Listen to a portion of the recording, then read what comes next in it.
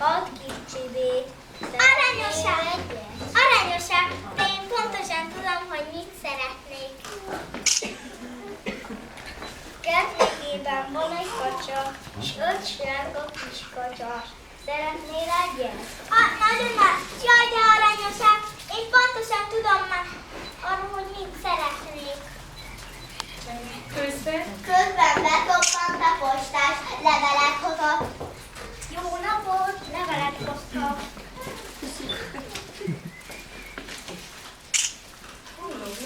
Hallom, Lotti állatot szeretnél, van otthon egy cicám, és annak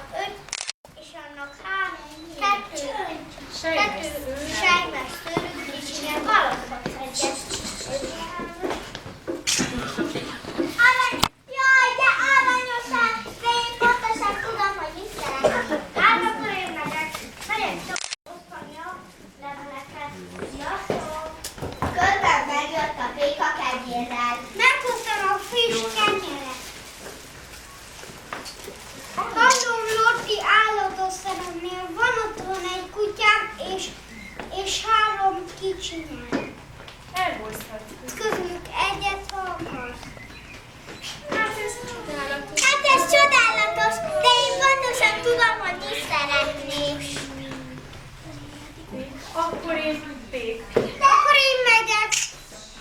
Osztom